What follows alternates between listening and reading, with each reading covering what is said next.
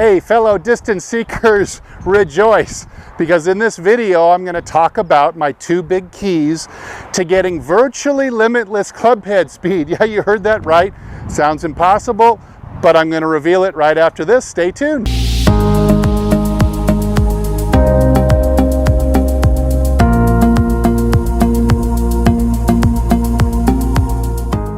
Hey, this is Steve with HitItLonger.com. I'm on a mission to hit it longer and straighter off the tee, be longer and straighter just in general all the way through the green, because that helps me enjoy the game of golf a lot more. Hey, if you're on a similar journey to me, then I hope you will consider subscribing to the channel, leaving a comment, and don't forget to visit my website, HitItLonger.com, where I've got over 100 articles and videos that are all going to help you improve your swing and lower your scores.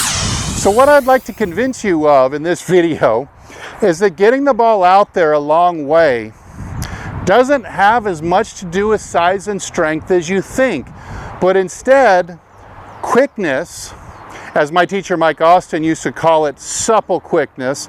They kind of go together, but doing things more quickly and then doing them enough times more quickly until the coordination starts to build and it starts becoming more normal. Just like anything else you've ever done in life, you've learned it for the first time. You had to walk before you ran, for example. You couldn't just get up as a little baby and start running because the coordination simply wasn't there. The balance, the timing. It's going to take you a year or two or three in order to really conquer that, and then you start you'd start to run like this, like little babies do. You run with your arms out, and that's kind of the beginning of it. And eventually you started to run faster and faster. And this had to do most of all with coordination. So your brain is really putting together a pathway, making everything move together in synchronization like an orchestra. An orchestra needs a conductor.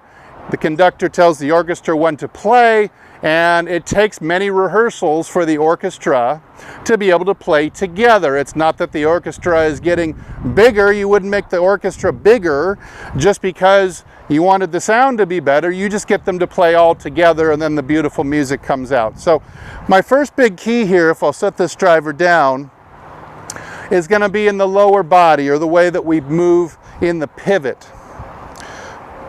What we're going to be doing is stepping to the right post, then stepping over to the left post. So once you've learned how to do that, and if you don't do it exactly like this, that's okay. You can go to my website for more information on how I'm doing this. But let's say we're going to the right post, over to the left post. Now I'm going to do that a little more quickly. So it would be right post, left post. Notice how I'm staying in rhythm like a waltz count, a 3 count, and 1, 2, 3, 1, 2, 3. But do you see how the second one, it was 1, 2, 3, and almost like a crescendo on the next one. As I picked up my pace, stayed in rhythm and tempo, but I picked up my pace and I simply shifted from the right post to the left post more quickly. Now, this motion hardly requires any strength. I've taught 90-pound ladies how to hit the ball over 200 yards by doing this action, right post and left post. And when I've done this with long drive pros who are really trained themselves to go quick, this motion seems like it's a blur. You almost can't see it with the naked eye. They move so fast, and right post and left post. So you're just practicing doing that motion quicker, quicker, quicker, and that's tip number 1.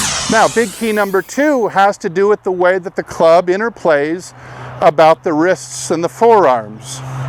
We're looking for at least a 90-degree cock of the wrists. Optionally, if you had the flexibility to do that, you might stretch to 100 and maybe 110 degrees of wrist cock, as do a lot of the long drive pros you might see on the Golf Channel. Something like this, but 90 degrees is perfectly acceptable. If you're under 90 degrees, I would really recommend that you work on cocking your wrists more in the backswing. Now, just like the pivot move, we want to learn how to do the release of the club, first correctly and then quickly, as Coach John Wooden of UCLA used to say, first correctly, then quickly.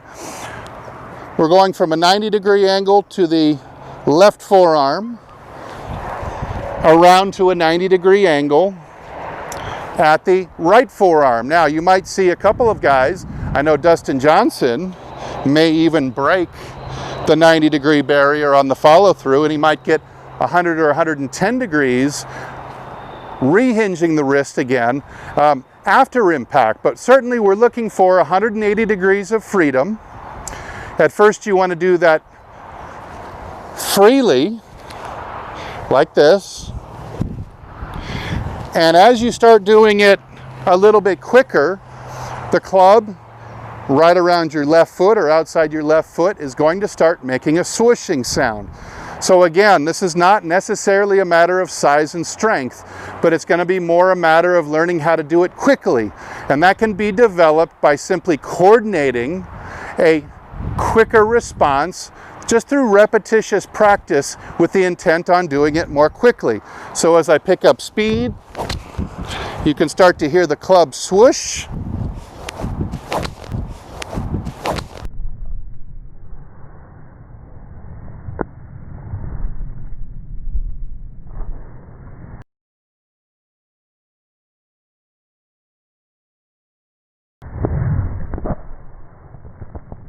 (180 degrees of freedom without impeding the progress of the club. So I am always either accelerating the club head through that 180 degrees, or I am relaxing to the point where it is freewheeling the rest of the way. Practice doing this quicker and quicker and quicker. You can do this by using a blue swing radar or any device that you like. If you like the launch monitor and you have one, you can use that too.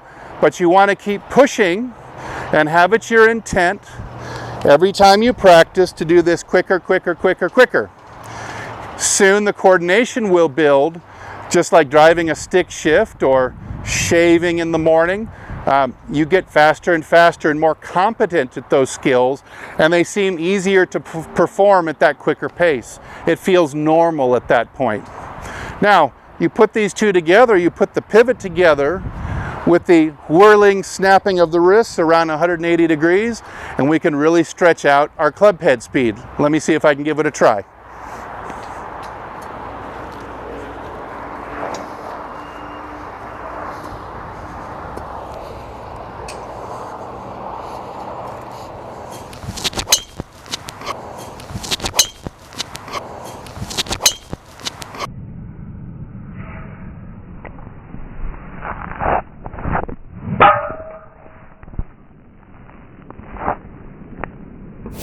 Hey, so I hope you're convinced that hitting the ball way out there for distance doesn't have as much to do with size and strength as you thought it did, but instead it's a supple, quick, coordination building exercise.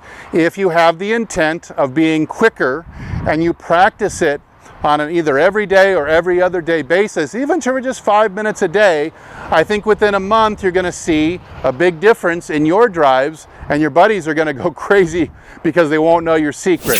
Hey, thanks for watching. I'm Steve. Thanks again to Golf Development Complex in Moore Park, California for hosting us today. And if I don't see you in the next video, I hope I see you longer and straighter down the fairway.